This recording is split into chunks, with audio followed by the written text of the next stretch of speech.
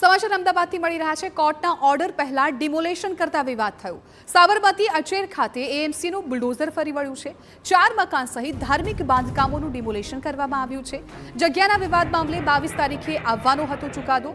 ચુકાદાના 3 દિવસ પહેલા જ એએમસીએ કર્યું છે ડિમોલેશન।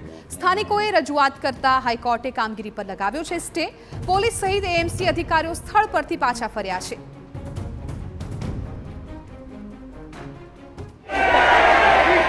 સવારથી કરીને કરતા હતા કે તમે અમારું અત્યારે રહેવા દો।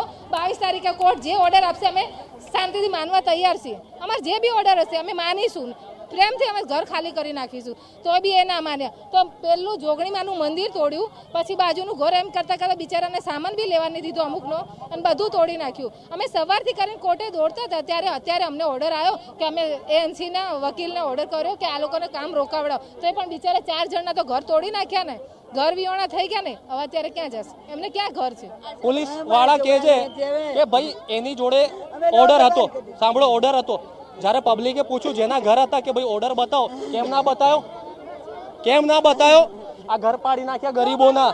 આ વર્ષો જૂની આસ્થા, આ જોગણી માની મંદિરની આસ્થા લોકોની પાડી નાખી। જે બી અધિકારી અહીંયા એએમસીનો જે બી અધિકારી અહીંયા આવ્યો હતો એના વિરુદ્ધ અમે કમ્પ્લેન આપવાના છીએ અને એના વિરુદ્ધ ફરિયાદ થવી જોઈએ અને કાર્યવાહી થઈ જોઈએ।